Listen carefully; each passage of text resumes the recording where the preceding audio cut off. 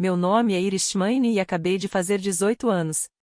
Na festa de aniversário ontem à noite, meu pai me chamou de lado e sussurrou: quando tudo acabar, você vai assinar os papéis pro tio Wade. É só uma formalidade. Eu sorri, concordei com a cabeça e fui até a cozinha. Abri meu laptop e, em silêncio, transferi toda a minha herança multimilionária dos meus avós para um fundo irrevogável, só por precaução. Na manhã seguinte, meus pais e minha irmã mais nova descobriram que a cabana, as economias, os investimentos, tudo, estava protegido por uma barreira legal que eles não podiam tocar. Meu pai ficou pálido. Meu tio, que já tinha até fechado um acordo para vender uma propriedade que nem era dele, correu atrás de um advogado. Mas antes de contar o que aconteceu depois, já deixa o like, se inscreve no canal e comenta a sua cidade e o horário aí de onde você está assistindo, eu gosto de saber de onde vocês acompanham. Agora deixa eu voltar 6 anos no tempo, para um verão no Cedar Lake, quando meu avô disse algo que eu só fui entender de verdade ontem à noite. No verão em que fiz 12 anos, meu avô, Harold Tchmaine, me buscou na caminhonete e dirigiu uns 40 minutos até Cedar Lake. A cabana ficava um pouco afastada da água, cercada por pinheiros brancos tão altos que bloqueavam o sol da tarde. A varanda era meio torta de um lado, a porta de tela não fechava direito, e o lugar tinha cheiro de madeira queimada, livros antigos e um toque doce que eu nunca soube identificar. Segura do outro lado, ele disse, levantando uma tábua da cerca. Eu segurei. Passamos a manhã trocando 3 postes podres do lado sul. Ele não tinha pressa, me ensinava a testar a madeira pressionando o polegar, se afundar, já era. Lá dentro, a vovó Vivien deixou chá gelado e 2 sanduíches na mesa da cozinha, a mesma que o vovô construiu no ano em que se casaram. Quando saí para a varanda, ela estava lendo e deu um tapinha na cadeira ao lado. Sentamos e ficamos olhando o lago até a luz ficar dourada. Naquela noite, limpando a serragem das mãos, o vovô disse: essa cabana fica na família, Iris. Mas família nem sempre é sangue. Família é quem aparece. Eu não entendi direito na época, tinha 12 anos, achei que ele só estava sendo poético. Mas não estava. Aquele verão inteiro eu voltei todo fim de semana para Cedar Lake. Aprendi onde o aquecedor vazava, qual janela emperrava, como tirar o ar do radiador. Em outubro, a vovó me ensinou a organizar os livros por cor porque deixava o ambiente mais acolhedor. O vovô me mostrou os limites do terreno, marcados por estacas de ferro antigas que ele mesmo fincou. Eu não sabia naquela época, mas ele já estava conversando com um advogado sobre aquele lugar, e sobre mim. De volta para casa, tudo parecia diferente. Nossa casa em Redmond era ok, 3 quartos, um quintal que sempre precisava cortar a grama, uma garagem que meu pai usava como escritório da loja de materiais de construção. Nada especial, só, ok. Sem aquele calor, minha irmã Kelsey tinha 10 anos e ficava com um quarto maior, reformado na primavera passada. Paredes cor de lavanda, uma luminária de mesa que custa mais do que toda a minha estante. O meu quarto ainda tem o carpete dos antigos donos. No jantar, meu pai volta a falar da cabana. O lugar do seu avô tá lá parado, só perdendo valor, diz Greg enquanto corta o bife. Só de imposto já tá pesando. A gente devia vender e reinvestir. Minha mãe concorda com a cabeça. Faz sentido. Eu tento argumentar, o vovô sempre disse que a cabana ficava na família. Greg solta uma risadinha, não é maldosa, é pior, é daquelas que desmerecem. Você tinha 12 anos, Iris. Ele só estava sendo gentil. E pronto, ninguém me pergunta mais nada. A conversa muda para Kelsey, pro troféu de debate dela. Finalista regional. Todo mundo impressionado. Denise já até colocou o certificado em um quadro. Eu ganhei a Feira de Ciências do Distrito 2 semanas atrás. A fita ainda tá jogada dentro da minha mochila. Depois do jantar, eu recolho os pratos. No balcão, meio escondido debaixo de uma lista de compras, vejo um folheto brilhante, Rideline Development.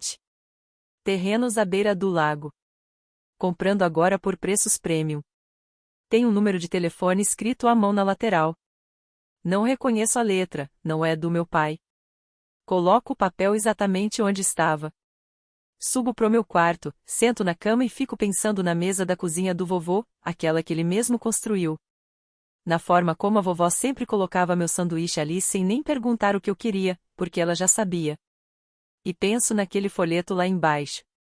Alguém já está olhando para a casa dos meus avós como se fosse só dinheiro. 2 anos depois, o vovô Harold morre. Eu tenho 14 anos. O enterro é numa terça-feira, céu cinza, grama úmida, cadeiras dobráveis afundando no chão. Eu fico na segunda fileira, segurando o lenço dele, xadrez azul, gasto nas bordas, ainda com um leve cheiro de pinho. Na recepção, vejo Greg e o irmão dele, Wade, perto da mesa de sobremesas. Não estão comendo, só conversando baixo. Wade está com uma pasta debaixo do braço, Greg só balança a cabeça concordando. Consigo ouvir um pedaço do que Wade diz: a gente precisa resolver isso antes que o inventário complique. Eles estão falando da cabana, no meio do funeral. Eu não digo nada. Tenho 14 anos, não tenho voz, não tenho poder, e nem imagino que meu avô já tinha previsto exatamente esse momento. 2 anos passam. Eu faço 16. Em março, a vovó Vivien fica doente, e em junho ela se vai. Na última vez que a visito, ela segura minha mão com uma força surpreendente. A cabana é sua, Iris, ela sussurra. Não deixa eles tirarem isso de você. Me promete. Eu prometo. Ela aperta minha mão uma última vez e fecha os olhos. Depois do funeral, outro dia cinza, as mesmas cadeiras dobráveis. Greg senta à mesa da cozinha e diz para Denise: agora a gente pode finalmente resolver essa questão da propriedade. Ele fala aliviado, como se um peso tivesse saído das costas. Naquela mesma noite, Wade liga. Eu escuto Greg andando de um lado para o outro na garagem, falando ao telefone: sim, concordo, vamos colocar isso para andar. A voz dele está mais leve do que nas últimas semanas. Eu fico parada no corredor, segurando um copo de água, e percebo algo que pesa no peito. Para eles, a morte da minha avó não é perda, é oportunidade. Eu não choro naquela noite. Eu tomo um tipo diferente de decisão. Só ainda não sei exatamente como colocar isso em prática. Dos 16 até quase os 18, a cabana vira minha forma silenciosa de resistência. Todo sábado de manhã, eu dirijo até Cedar Lake com um Honda usado que comprei juntando dinheiro de babá. Conserto a tela da varanda, troco a vedação da porta dos fundos, tiro as agulhas de pinheiro do telhado porque o vovô me ensinou que é assim que começam as infiltrações. Em casa, o discurso muda. A cabana deixa de ser um lugar do vovô e passa a ser a propriedade da família. Greg fala isso no jantar como se sempre tivesse sido assim.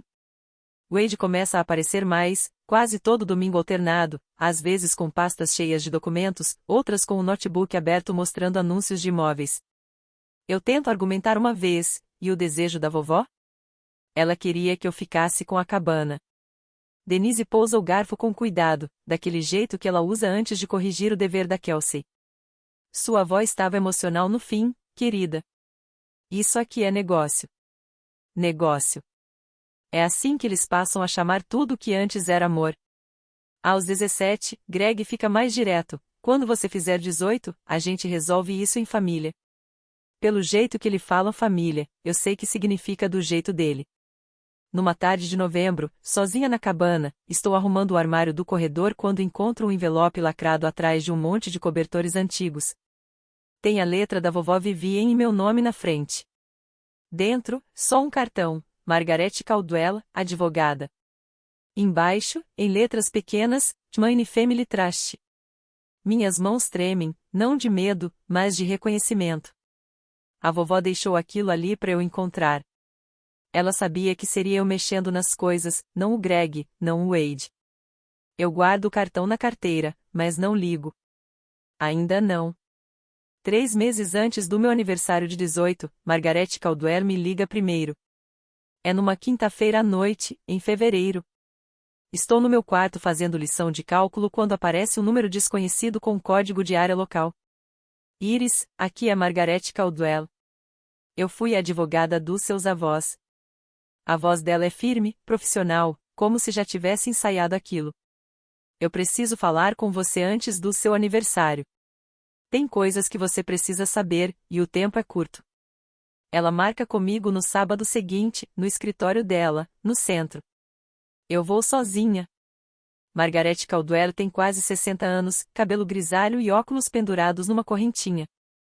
O escritório é pequeno, organizado, com cheiro de papel antigo e café. Ela se senta na minha frente, abre uma pasta e diz: seus avós me contrataram há 6 anos. Eles criaram um fundo irrevogável. A cabana, uma conta de poupança e uma carteira de investimentos. Valor total, cerca de 2,1 milhões de dólares. Tudo está dentro desse fundo. E você é a única beneficiária.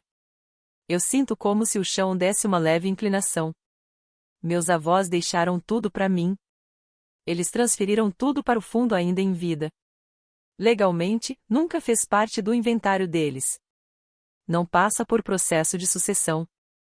Seu pai e seu tio não têm nenhum direito sobre isso. Ela desliza um documento pela mesa, um resumo do fundo. Meu nome aparece logo na segunda linha. O título da cabana foi registrado no cartório do condado em nome do fundo há 6 anos. Seu pai não sabe disso, ela diz. Eu pergunto por quê. Margarete faz uma pausa antes de responder. Seu avô disse, e estou repetindo as palavras dele: meus filhos vão vender essa cabana antes mesmo das flores do funeral murcharem. O silêncio toma conta da sala. Eu fico olhando para o papel com meu nome ali. Então ela acrescenta mais uma coisa: alguém andou fazendo consultas no cartório sobre o registro da cabana no último mês. Depois dessa reunião, eu começo a prestar mais atenção, não de forma óbvia, mas observando em silêncio. No domingo seguinte, Wade aparece para o jantar. Depois, ele e Greg vão para a garagem. A porta fica entreaberta, não dá para ver, mas dá para ouvir. A voz do Wade chega clara: eu já assinei o contrato de venda com a Rideline, 450 mil. Mas a gente precisa deixar o título limpo antes de fechar. Greg pergunta como fariam isso. Escritura de cessão. O pai morreu, a mãe também. Nós somos os herdeiros legais. Transferimos para nós mesmos, registramos e vendemos. Greg hesita: isso é legal? Wade responde sem pensar 2 vezes: é um procedimento padrão entre herdeiros. Ninguém vai questionar. Há um pequeno silêncio, então Greg fala mais baixo: e a Iris? Meu peito aperta. Wade responde rápido, como se já tivesse tudo planejado: ela tem 17 anos, Greg. Não pode fazer nada. E quando fizer 18, a venda já vai ter sido concluída. Acabou. Ela vai ficar chateada, mas passa. A gente dá uma parte para ela, uns 50 mil para a faculdade. Ela devia agradecer. Eu me afasto da porta da garagem, as mãos geladas. Wade já assinou um contrato de 450 mil dólares com uma construtora por uma cabana que não é dele, em um terreno que está dentro de um fundo que ele nem sabe que existe. Naquela noite, sentada na minha cama, eu mando uma mensagem para Margarete com apenas 2 palavras: eles aceleraram. 3 minutos depois, ela responde: eu esperava isso. Venha sábado. Vamos preparar tudo. Eu deixo o celular de lado e fico olhando para o teto. No quarto ao lado, Kelsey assistindo alguma coisa. Lá embaixo, meus pais colocam a louça na máquina e conversam sobre o fim de semana como se nada estivesse acontecendo. E na garagem, em alguma pasta do Wade, existe um contrato que já não vale nada. Ele só ainda não percebeu. No sábado, no escritório da Margarete, ela organiza tudo em uma folha, traçando uma linha do tempo como se fosse um plano de batalha. O título da cabana já está no fundo. Se o Wade tentar registrar uma escritura de cessão, o cartório deve recusar, porque a cadeia de propriedade não bate. A cabana não está no nome dos meus avós há 6 anos. Mas, se ele tentar apresentar outros documentos, como uma declaração de herdeiros ou até algo falsificado, aí a situação pode complicar. Ele pode criar o que chamam de a nuvem sobre o título. Isso não dá a ele a propriedade, mas pode travar tudo em uma disputa judicial por 1 ano ou mais. Ou seja, eu preciso agir primeiro. Você precisa agir no tempo certo, Margarete diz, batendo levemente no calendário. No momento em que você fizer 18 anos, você se torna legalmente adulta. Pode assumir oficialmente como beneficiária sucessora. Assim que você assinar, eu entro com uma notificação pública de interesse legal no cartório logo na manhã seguinte. Isso congela o título. Ninguém mais consegue registrar nada ali. Eu concordo com a cabeça. O que eu preciso fazer? Só aparecer e assinar um documento. O resto eu resolvo. Eu fico pensando por um instante. Eu devo contar para os meus pais? Margarete tira os óculos, olhando direto para mim. Seu avô me pediu especificamente para te proteger, Iris. Não para negociar com eles. Eu volto para casa. Greg está na cozinha, animado. Boas notícias, filha.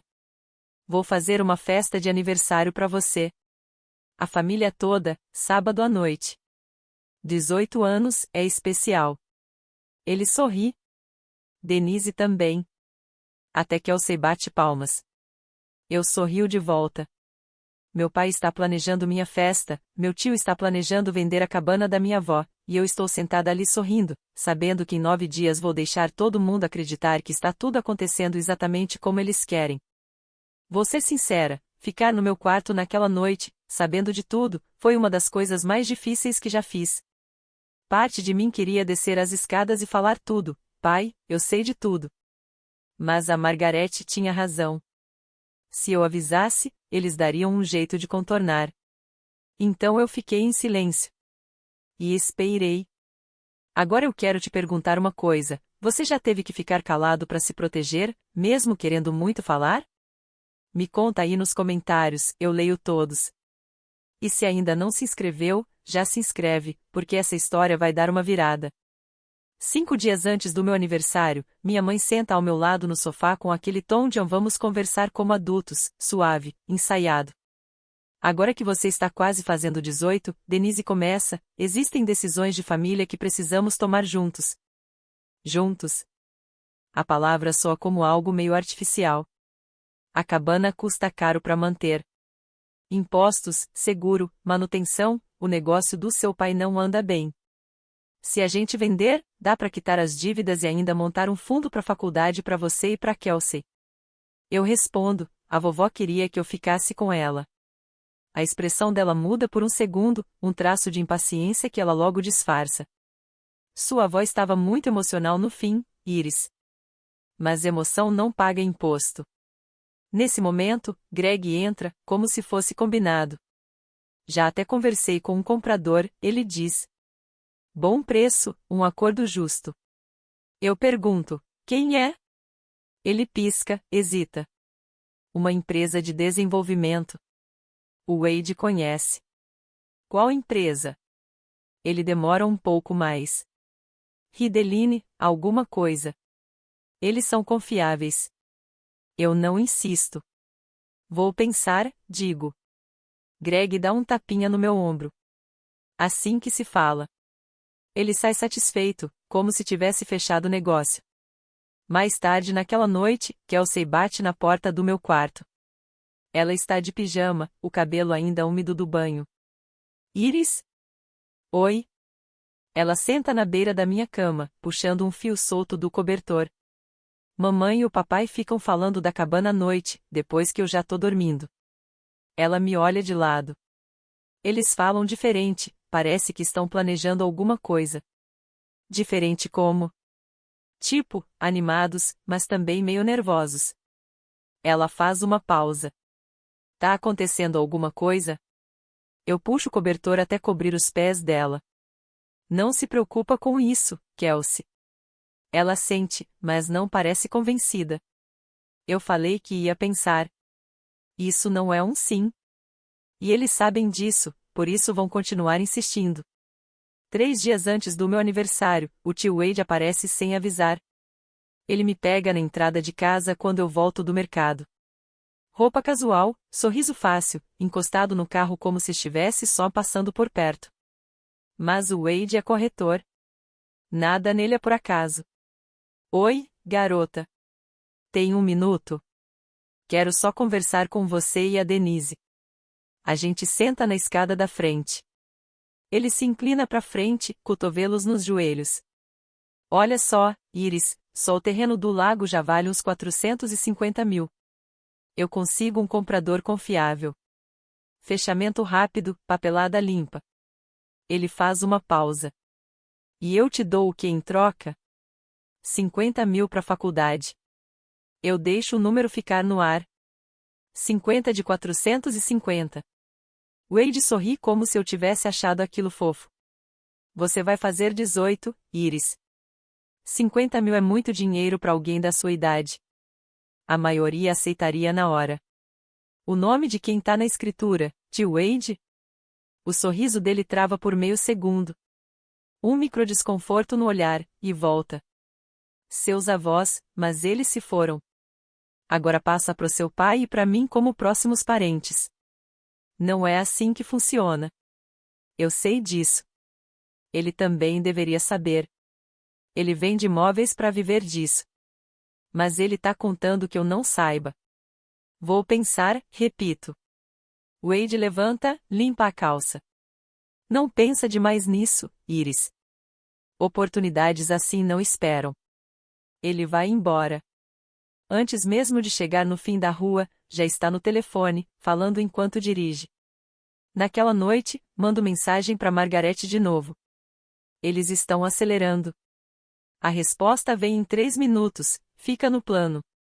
Mais 3 dias. 3 dias. Eu consigo 3 dias.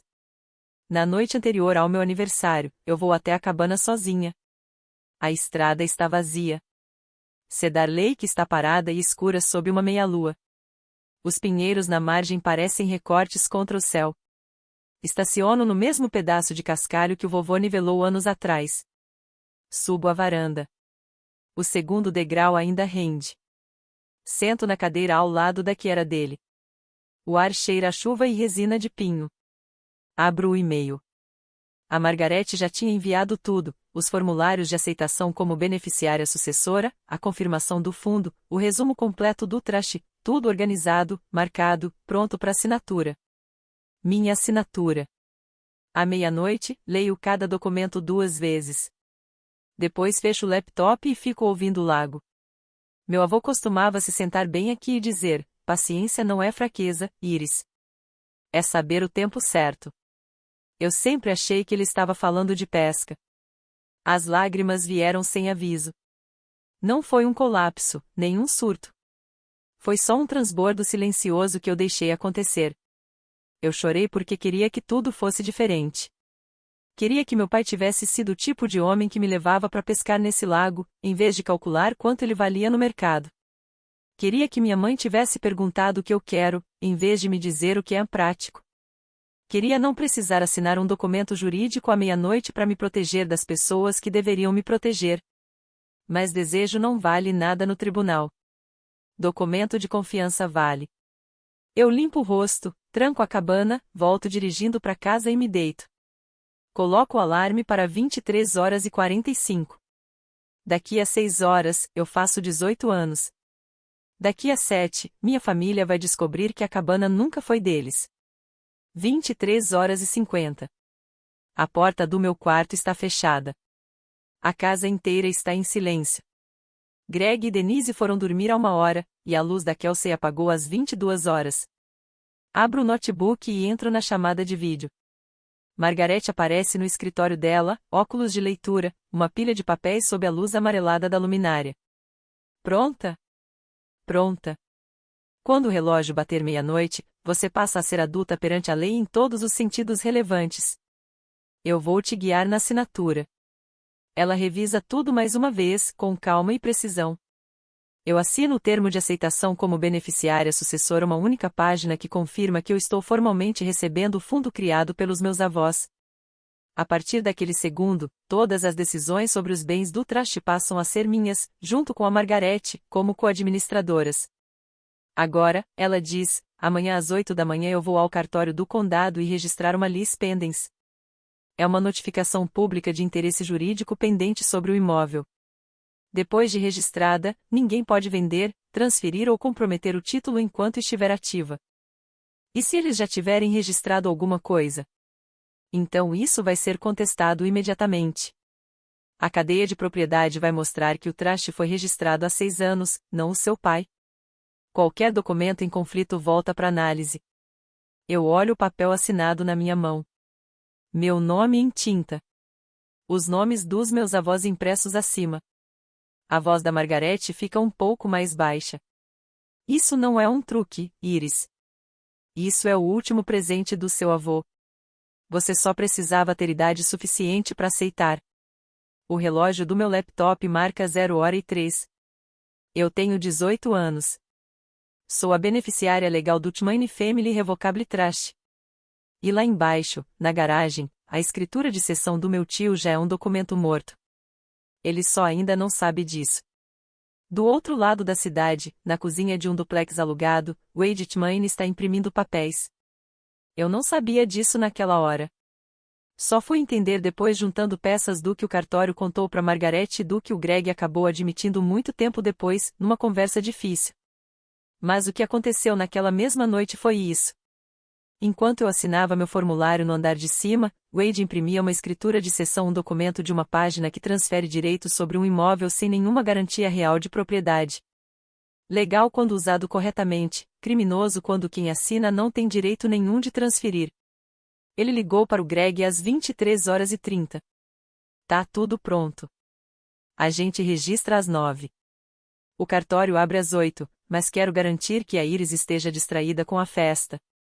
Greg hesita por um segundo. Wade, você tem certeza disso? Eles já morreram, Greg. Somos os herdeiros diretos. É simples. Mas não era simples. Era uma fraude vestida de linguagem jurídica comum. Wade também tinha outro documento aberto no laptop, um contrato de compra com a Rideline Development LLC. Valor, $450 mil. Prazo de fechamento, 30 dias depois do registro da escritura de cessão. Se ele não entregasse um título limpo dentro desse prazo, teria que pagar 45 mil de multa, além de danos adicionais. Ele tinha assinado aquele acordo 2 meses antes. Antes mesmo de checar corretamente o título dos meus avós. Antes de confirmar se o imóvel realmente estava dentro do inventário. Ele só presumiu. Presumiu que ninguém tinha planejado nada diferente. Wade apostou quase $500 mil num papel que não era dele. Ele só ainda não sabia disso. E em 9 horas, quando entrasse no cartório com a escritura de cessão e aquele aperto de mão confiante, ele ia descobrir que toda a cadeia de propriedade contava uma história completamente diferente. Minha festa de aniversário começa às 4 da tarde. A sala está cheia, talvez 20 pessoas. Vizinhos, alguns amigos de igreja dos meus pais, 2 antigos contatos de negócio do Greg, a família da melhor amiga da Kelsey. A Nora Beckett, que mora perto da cabana, também está lá, sentada perto da janela com um copo de limonada e um olhar atento demais para alguém que só veio a comemorar. Balões, um banner escrito Feliz 18, um bolo simples da confeitaria da rua principal. Eu sorrio. Agradeço todo mundo. Abro presentes pequenos, um diário, um cartão presente, uma moldura. No bolso da minha jaqueta, dobrado com cuidado, está o formulário de aceitação que eu assinei na noite anterior. Eu nem encosto nele. Não preciso. Aquilo já está feito. Greg se levanta perto da mesa do bolo e bate no copo com uma colher. A sala silencia. Quero só dizer que a Iris hoje se torna oficialmente adulta. Eu e a Denise estamos muito orgulhosos dela. Ele faz uma pausa, olhando ao redor. E como família, nós temos planos muito empolgantes para o futuro. Ele me olha e sorri. Não é, Iris? Todos os rostos viram para mim. Obrigada, pai, eu digo. Só isso. Greg espera meio segundo, e ri, como se fosse leveza. Levanta o copo. O clima acompanha. A conversa volta. Do canto do olho, vejo Wade perto da porta. Ele está no celular, digitando rápido com os 2 polegares. A Nora me alcança perto da janela e segura meu braço. Ela se inclina, cheirando a creme de mãos de lavanda. Sua avó queria que você soubesse de uma coisa, ela sussurra. Eu olho para ela. Semana passada, vi seu tio na cabana com 2 homens de terno. Eles estavam marcando o terreno com trena. Ela faz uma pausa. Ele trouxe compradores antes mesmo de ter o título. Era assim de certo que ele estava do controle. Depois que o bolo é cortado e os pratos começam a ser passados, Greg se levanta de novo. Dessa vez a voz dele vem mais alta, mais ensaiada, a voz de alguém que já estava esperando um momento assim para ser ouvido. Antes de encerrar, eu queria compartilhar uma coisa com vocês. Ele coloca a mão no ombro da Denise. Nossa família está passando por dificuldades financeiras. Alguns aqui já sabem da situação da loja, não tá fácil. Um murmúrio de compreensão percorre a sala. Mas o Harold e a Vivian, meus pais, eles deixaram algo pra gente. A cabana no Cedar Lake. E, como família, decidimos vender esse imóvel para garantir o futuro de todos. Decidimos. A palavra bate em mim como água gelada. Ele fala como se já estivesse resolvido. Como se aquilo fosse um fato antigo, não uma decisão em disputa. Então ele me encara. A Iris entende. Ela sabe que isso é o melhor para todos nós, né, querida? A sala inteira espera. 20 pessoas. Vizinhos, amigos antigos dos meus pais, a nora com um copo de limonada, a Kelsey meio escondida atrás do sofá. Até o ar parece parar. Denise completa, sorrindo, é isso que famílias responsáveis fazem. A gente se sacrifica um pelo outro. Eu pouso o garfo no prato. O som metálico ecoa mais alto do que deveria. Eu nunca concordei em vender a cabana, pai. O sorriso do Greg continua no rosto, mas a mandíbula endurece. Ela tá brincando, nervos de aniversário. Eu não tô brincando. O Wade sai do canto da porta e dá um passo à frente. Vamos lá, Iris. Não é hora nem lugar para isso. Eu pego meu copo d'água, bebo devagar, e coloco de volta na mesa. Você tá certo, tio Wade. Não é hora. Eu sustento o olhar dele. A hora é amanhã, às 8 da manhã. Silêncio. O celular dele vibra no bolso. Ele não olha. Ninguém na sala se mexe. Depois disso, os convidados começam a ir embora. Despedidas educadas, sorrisos tensos, aquele tipo de saída que as pessoas fazem quando percebem que estão dentro de uma casa onde algo pode explodir a qualquer momento.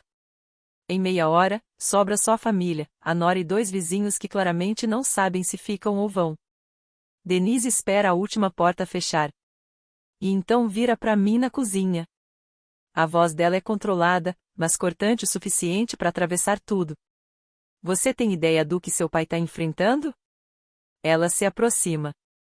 Ele pode perder essa casa, Iris. A nossa casa. A que você dorme todo dia. E você tá agarrada numa cabana que só visita aos fins de semana. Eu vou lá todo fim de semana, mãe. Isso não importa. Ela apoia as mãos na bancada. Nós somos uma família. Famílias decidem juntas. E se você realmente amasse essa família, não precisaria de advogado para te dizer o que fazer. O ambiente fica pesado. Eu encaro ela. Como você sabe de advogado? Denise não pisca. O Wade encontrou o cartão da sua bolsa semana passada. Margaret Caldwell. Quem é ela, Iris? Meu estômago despenca. Não por medo, mas pela certeza de que eles estavam revirando minha vida. Procurando qualquer coisa que pudessem usar contra mim. Antes que eu consiga responder, a voz da Nora Beckett corta a cozinha, firme, sem hesitação. Essa menina tem todo o direito de falar com um advogado, Denise. A Vivian jamais seria contra isso. Denise vira na hora. Isso é assunto de família, Nora. Por favor. Mas a Nora não se mexe. Só me encara por um segundo e volta para ela. A Vivian foi minha amiga por 40 anos. Eu acho que sei muito bem o que ela queria. O silêncio que se forma entre as duas parece que pode rachar o ar. Eu não digo mais nada. Nem preciso. Ainda não. A Nora respira fundo, vira de lado e sai. Os vizinhos vão logo atrás, com despedidas curtas, desconfortáveis, daquele tipo de saída rápida de quem percebe que entrou numa situação pesada demais. Agora sobra só nós 5. Greg, Denise, Wade, Kelsey e eu. Greg fecha a porta da cozinha. A luz fluorescente sopra um zumbido constante lá em cima, irritante, quase sufocante. Ele puxa uma cadeira, senta devagar e cruza as mãos sobre a mesa, como se estivesse prestes a ditar um acordo. É o seguinte, Iris. A voz dele vem baixa, controlada. Amanhã de manhã, eu e o Wade vamos ao cartório do condado. A gente entrega a papelada. A cabana é vendida. Você recebe a sua parte, uma parte justa, e seguimos como família. Qual é a minha parte? 50 mil. De quanto? Greg não responde. O Wade, encostado no batente da porta, completa como se fosse óbvio. Não complica mais do que precisa. Eu olho pro meu pai. E se eu disser não? A mandíbula dele trava. Se você atrapalhar isso, você vai ter que se virar sozinha. Sem ajuda pra faculdade. Sem continuar morando aqui. A cozinha fica completamente quieta. Até a torneira parece parar de pingar. Eu encaro ele. Você tá me ameaçando de me expulsar no dia em que eu faço 18 anos. Eu tô pedindo pra você fazer parte dessa família. Eu empurro a cadeira e me levanto. A voz sai firme, mesmo com a mão tremendo. Eu já faço parte dessa família, pai. Eu sou a parte que cumpre promessas. Eu passo pelo Wade, passo pela Kelsey, que está sentada na escada com os joelhos abraçados, e subo. Fecho a porta do meu quarto. Sento na cama e só respiro. Greg acha que o prazo dele é 9 da manhã no cartório. Ele não sabe que o prazo da Margaret é 8. Naquela noite, eu fiquei sentada ali, com o documento de aceitação que eu já tinha assinado à meia-noite na mão. Meu pai tinha acabado de me dizer que eu não fazia mais parte da família se não entregasse uma cabana que, por lei, já era minha. Minha mãe disse que eu não amava eles. Meu tio ia tentar registrar um documento fraudado logo cedo.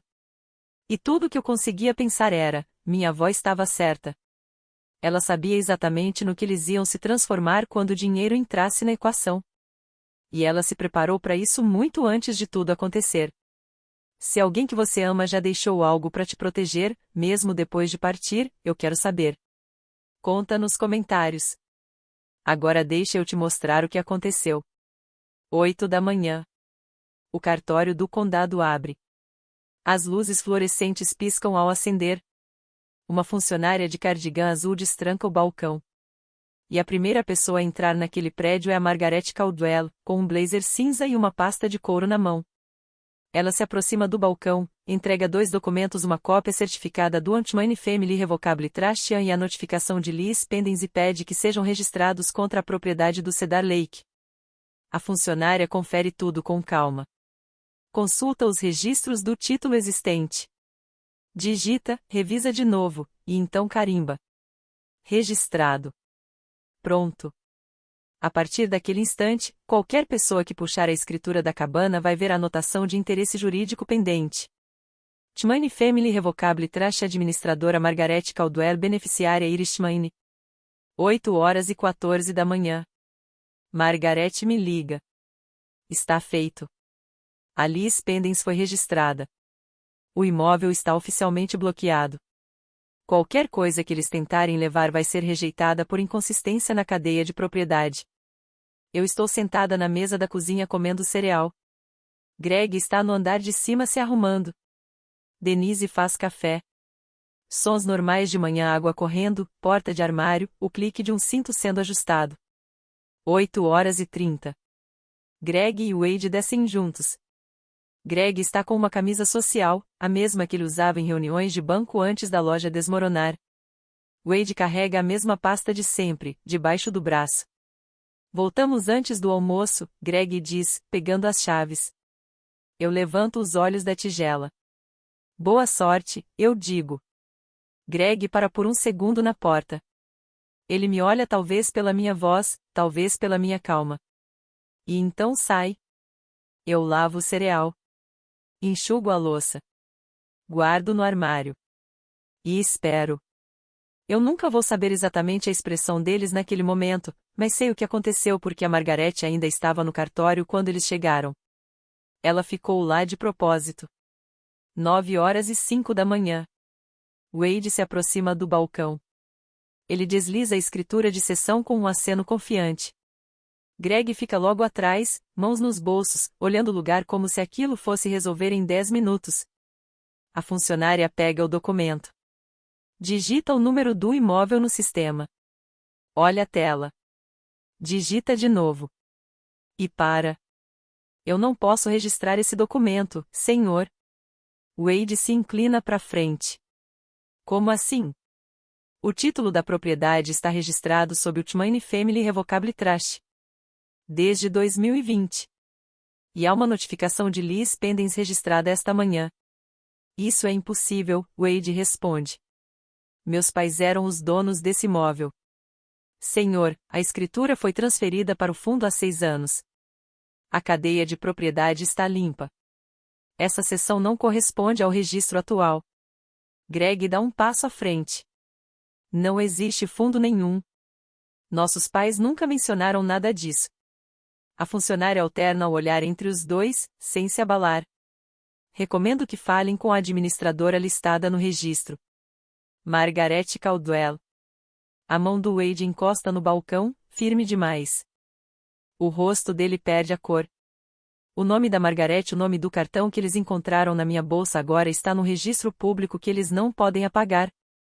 Greg vira devagar para Wade. Você disse que era simples. Eu não sabia desse fundo. Você é corretor, Wade. Como não conferiu o título antes? Wade abre a boca. Fecha. Abre de novo. E a funcionária, com voz neutra, completa. Senhores, vou precisar que se retirem se não houver acordo. Margaret, sentada na área de espera perto da porta, observa enquanto eles saem. Ela não diz nada. Não precisa. Às 9h22, o telefone toca. Eu estou na varanda, olhando o aspersor do vizinho girar sobre o gramado, indo e voltando em arco. A voz do Greg vem tensa, quase tremendo. O que você fez? Dá para ouvir trânsito ao fundo. Ele está no estacionamento. Eu só aceitei o que o vovô e a vovó deixaram para mim. Só isso. Você foi por trás das nossas costas com uma advogada que ninguém conhece. Margaret Caldwell é a advogada do fundo há 6 anos. Pai, você só nunca perguntou. Silêncio. Respiração pesada do outro lado. Essa é a casa dos meus pais, Iris. Eu sou filho deles. Eles escolheram deixar para mim. Eu mantenho a voz firme. Não é que eles não te amavam. É que eles não confiavam que você ia cuidar disso. O silêncio depois disso é o mais longo da minha vida. Eu conto as voltas do aspersor. 3 ciclos completos antes dele falar de novo. A gente vai contestar isso. Você pode tentar. Mas o fundo é irrevogável. Nem eu posso desfazer isso. Não existe o que anular. Você não sabe do que está falando. Eu sei, pai. Passei 3 meses aprendendo. Ele desliga. Sem despedida. Só um clique seco e o vazio na linha. Eu deixo o celular encostado no corrimão da varanda. Minhas mãos estão tremendo. Não de raiva. Não de medo. Mas pelo peso de ter dito aquilo pro meu próprio pai. Pelo fato de que o homem que me ensinou a andar de bicicleta aos 6 anos é o mesmo que tentou vender a casa da minha avó sem o meu consentimento. Eu fico ali até a tremedeira passar. Demora. Quando finalmente passa, o celular vibra de novo. Número desconhecido. Uma voz masculina, rápida, corporativa. Senhorita Tchmane? Aqui é Carter Briggs, da Rideline Development. Precisamos falar com você. Ele fala como esses executivos de incorporação falam, direto, acelerado, já calculando o próximo passo antes da frase terminar. Nós temos um contrato de compra com Wade Tchmane para o imóvel do Cedar Lake. Ele garantiu título limpo. Acabamos de ser informados sobre uma lease pendens no registro. Correto, eu respondo. Pode explicar a situação? Meu tio não é dono daquele imóvel. Nunca foi. A cabana e o terreno estão em um fundo irrevogável desde 2020. Eu sou a única beneficiária. Do outro lado, uma pausa. Papel sendo mexido. Ele se apresentou como herdeiro. Eu entendo. Mas se apresentar não cria propriedade. Recomendo que o senhor fale com ele, e com o seu próprio advogado. Outra pausa. Mais longa. Senhorita Tchmaine, existe alguma possibilidade de venda? A gente estaria disposto a negociar diretamente com o fundo. O imóvel não está à venda. A voz dele muda um pouco. Entendido. Então vamos buscar nossos recursos legais contra o Sr. Wade Tchmaine. Eu passo o contato da Margarete. Em menos de uma hora, ela confirma para o time jurídico da Rideline exatamente o mesmo que eu já tinha dito ao Carter. O fundo é válido. O Wade não tinha autoridade nenhuma, e o contrato de compra foi assinado com base em uma falsa representação de propriedade.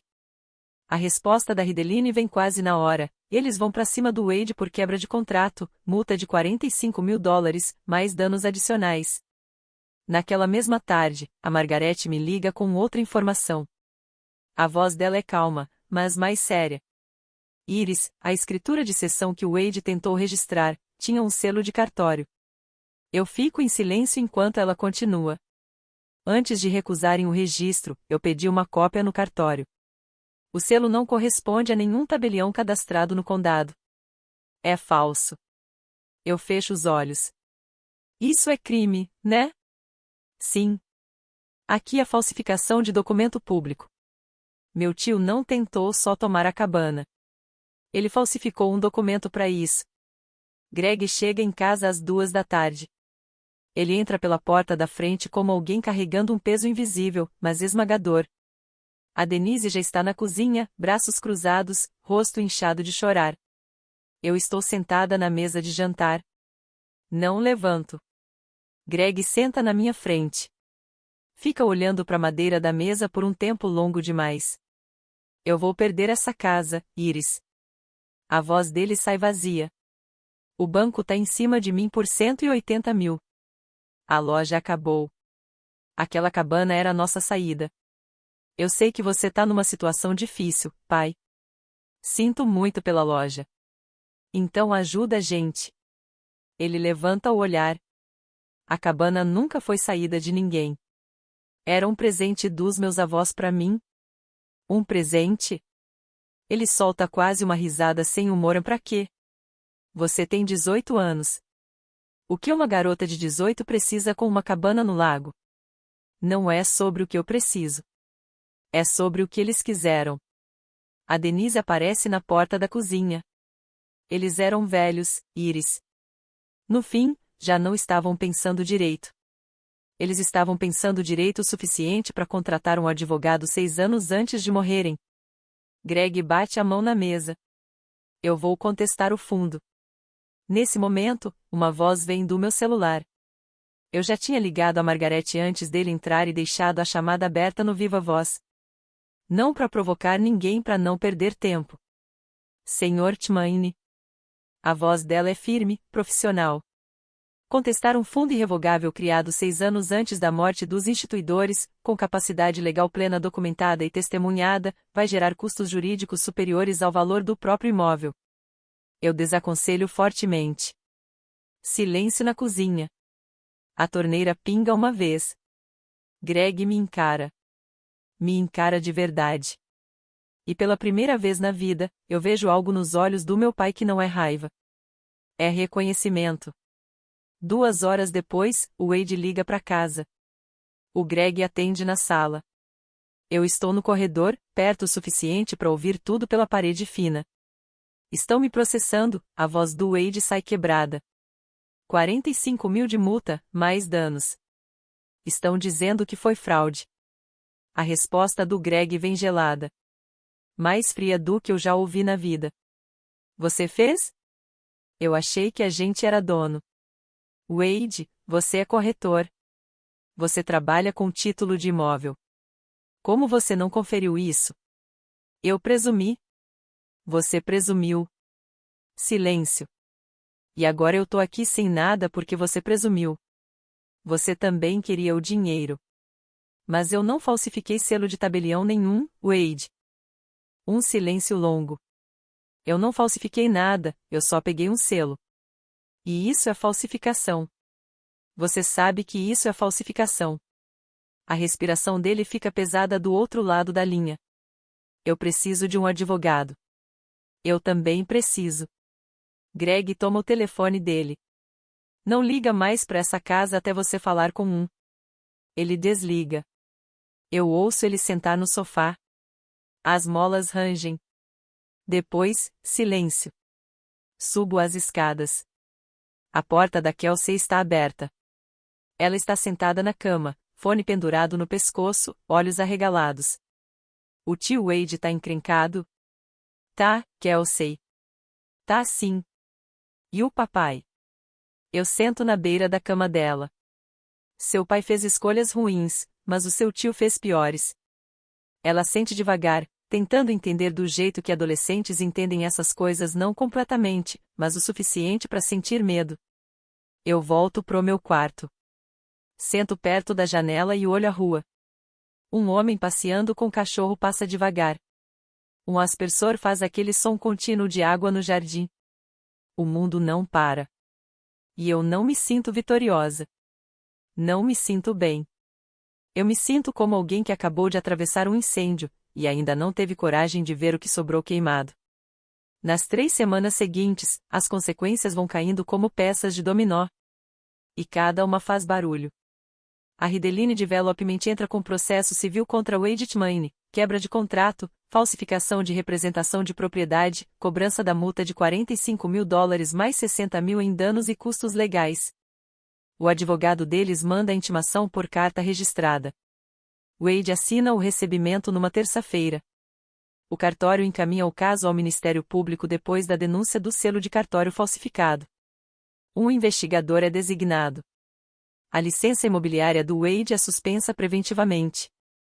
Ou seja, a renda dele simplesmente para. E, numa cidade pequena, notícia não precisa de anúncio. Não sou eu que conto nada. Mas documentos de tribunal são públicos. E o processo da Rideline menciona a propriedade do Cedar Lake pelo número do terreno. Os vizinhos leem no jornal local. Comentam. Na segunda semana, a história já passou pelo Rotary Club, pelo estacionamento da igreja e pela fila do mercado. O Wade me liga uma vez. Eu atendo. Iris, por favor. Você não pode pedir para sua advogada tirar essa lis pendens? Se o título for liberado, talvez eu consiga negociar com a Rideline, diminuir a multa. A lis pendens protege a minha propriedade, tio Wade. Ela continua lá. Seus avós teriam vergonha de você. Eu deixo o silêncio durar um segundo. Meus avós são justamente quem montaram isso. Eles escolheram esse caminho. Eles me escolheram. Então acho que vergonha não é exatamente o sentimento que eles teriam. Ele desliga. Eu coloco o celular na mesa e fico olhando para a parede. Tem uma foto do vovô Harold no meu quarto do verão em que eu tinha 12 anos. A gente em pé perto da cerca que consertou junto. Eu deixo a foto lá. O Greg não contesta ao fundo. A Margarete estava certa. Só os custos jurídicos já seriam suficientes para destruí-lo e mesmo assim, não levaria a lugar nenhum. Um fundo irrevogável estabelecido por doadores mentalmente capazes, assinado com testemunhas, reconhecido em cartório e registrado anos antes da morte deles, é praticamente o tipo de estrutura mais sólida que a lei estadual permite. E, ao invés de insistir nisso, Greg faz o que deveria ter feito 2 anos antes. Ele vende a loja de materiais de construção no prejuízo, mas o suficiente para negociar um acordo de pagamento com o banco. A casa fica de pé, por pouco. As economias não. Denise volta a trabalhar pela primeira vez em mais de uma década. Ela consegue um emprego em uma farmácia na Lincoln Avenue, a mesma rede onde trabalhou antes da Kelsey nascer.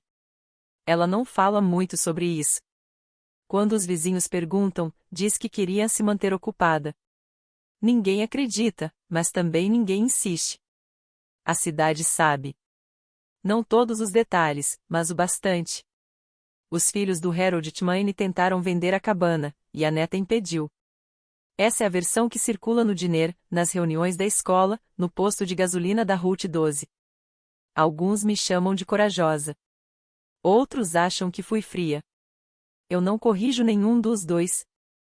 Eu e o Greg ficamos 2 semanas sem nos falar depois daquela manhã. A casa fica silenciosa de um jeito estranho, como se o silêncio tivesse peso próprio.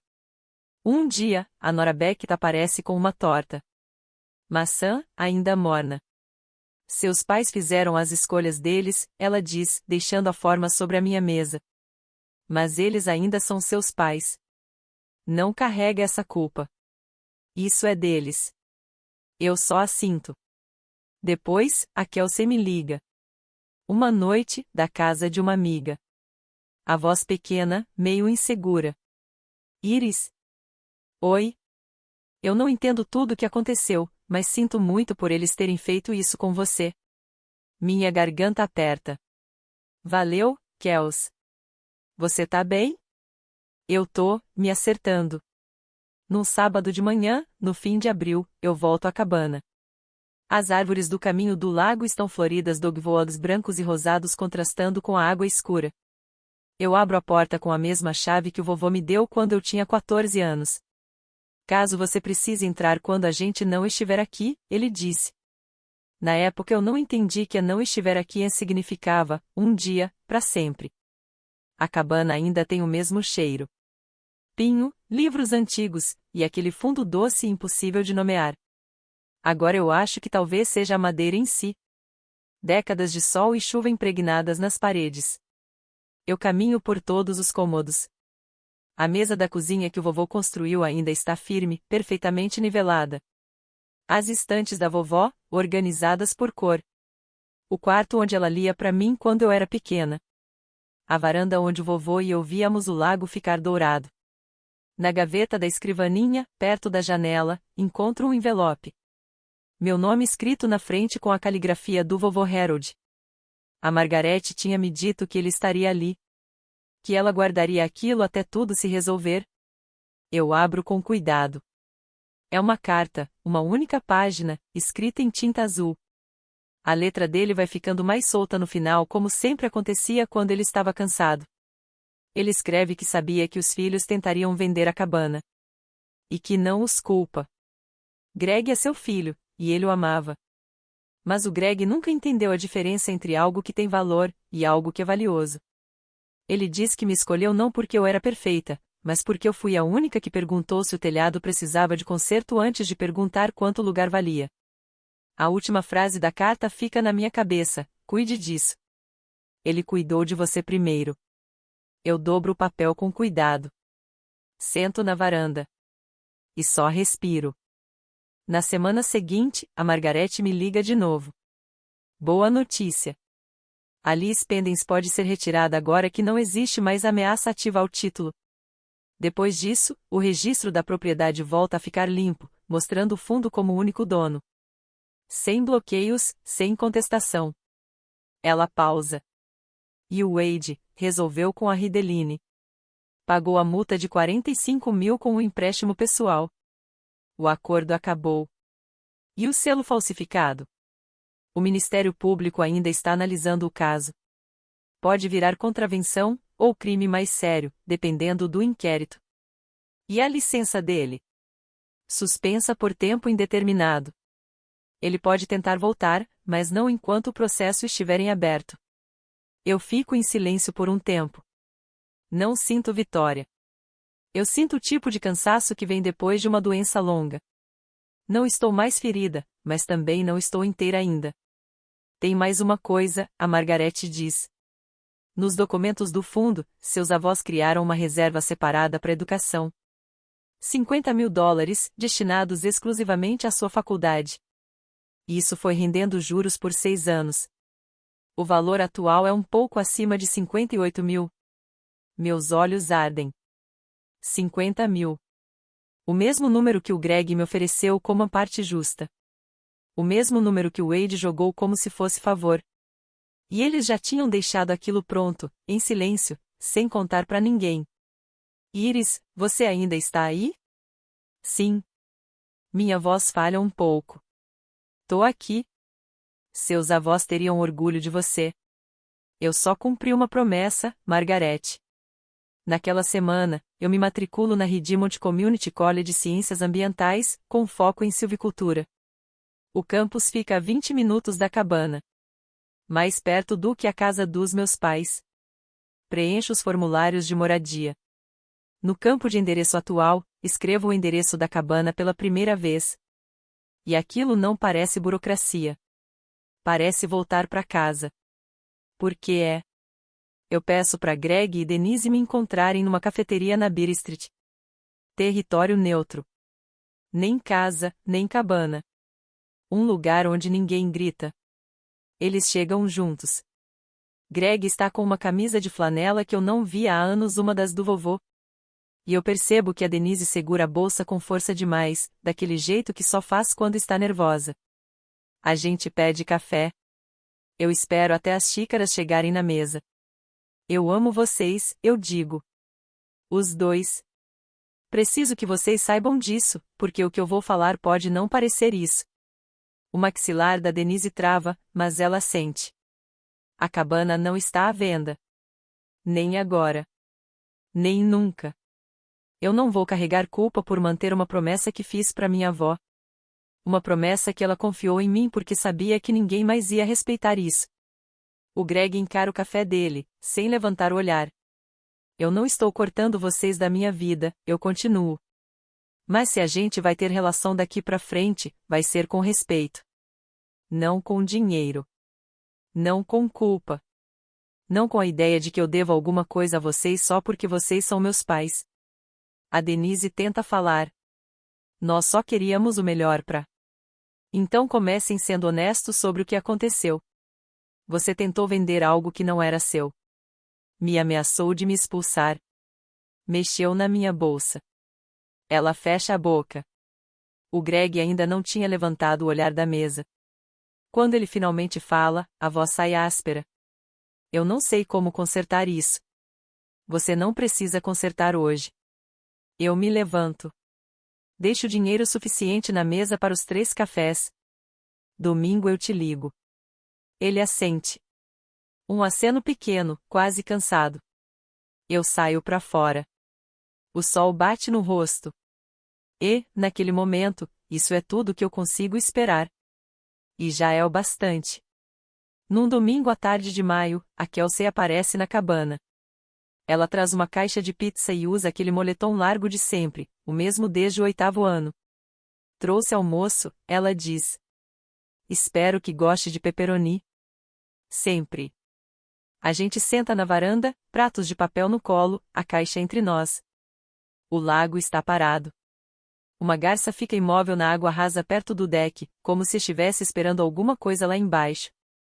A Kelsey come devagar. Ela não veio só pela pizza. Eu não sabia de nada disso, ela diz por fim. O papai e a mamãe nunca me contaram. Eu sei. Eu fazia parte do problema? Eu olho para ela. 15 anos. Ombros finos. Ainda em construção, como alguém que ainda não virou completamente quem vai ser. Ela não escolheu nada disso. Ela não pediu para ser a favorita. Ela não sabia que o que recebia vinha de um lugar tirado de outra pessoa. Você era só uma criança, Kels. A gente dois era. Ela assente. Puxa um pedaço de queijo da fatia e deixa na borda do prato. É muito bonito aqui, ela diz, olhando pro lago. Vó falava isso toda vez que sentava naquela cadeira. Ela olha pro lado. Pra cadeira vazia do vovô, aquela com o braço lixado à mão. Posso vir aqui às vezes? Quando quiser. Ela encosta a cabeça no meu ombro por um segundo. Depois volta a comer. A gente não fala dos nossos pais. Não fala de traste, de processo, de documento falsificado. A gente fala do trabalho da escola dela, da garça, das tábuas do pier que talvez precisem trocar no verão. A cabana não só protegeu um lugar. Ela abriu espaço para alguma coisa nova começar. No começo de junho, 6 da manhã. Eu estou na varanda com café na mão, vendo a névoa subir do lago Cedar. Os pinheiros recortam o céu claro. Um mergulhão chama lá longe 2 notas longas, depois silêncio. Eu não venci minha família. Não existe vitória quando quem te machuca são as mesmas pessoas que deveriam te proteger. Não existe troféu por sobreviver a algo que nunca deveria ter acontecido. Mas eu cumpri uma promessa. E pela primeira vez na minha vida, eu estou em um lugar que é meu. Não porque eu lutei por ele, mas porque duas pessoas me amaram o suficiente para planejar exatamente isso. Eles viram a tempestade antes de mim. Construíram o abrigo antes de eu saber que precisaria dele. Meus avós não puderam impedir meus pais de serem quem são. Não puderam tornar o Greg menos desesperado, nem a Denise menos assustada. Não puderam impedir o Wade de correr atrás de dinheiro que nunca foi dele. Mas eles puderam garantir que eu tivesse chão para pisar. Literalmente. Eu penso na carta dentro da gaveta. Nas palavras do vovô. Naquela ideia que ele repetia, a diferença entre algo que tem valor e algo que é valioso. Essa cabana tem os dois. Mas só um deles dá para medir em dinheiro. E a minha família passou 2 anos tentando enxergar apenas esse lado. Eu tomo mais um gole do café. A névoa vai se abrindo, e o lago começa a ficar azul de novo. Se você está ouvindo isso e sente que não tem ninguém do seu lado, eu quero que você entenda uma coisa. Às vezes, quem te protege não é quem está na sua frente na hora da dor. Às vezes, são pessoas que já planejaram por você muito antes, em silêncio, sem contar para ninguém. E às vezes tudo o que você precisa fazer é aparecer, assinar um papel e manter uma promessa. Paz não vem de vingança. Ela vem de pisar em algo sólido e saber que a sua vida foi construída em cima disso. Essa é a minha história. Se isso te fez sentir alguma coisa, raiva, alívio, esperança ou só um pouco menos sozinho, então já valeu a pena. E agora eu quero te perguntar uma coisa. Se você pudesse proteger uma coisa na sua vida, um lugar, uma pessoa, uma promessa, o que seria? Me conta nos comentários. Eu leio todos. E se essa história ficou com você, compartilha com alguém que precisa ouvir isso. Se ainda não se inscreveu, eu adoraria ter você por aqui no próximo. Tem mais histórias como essa na descrição. Até a próxima!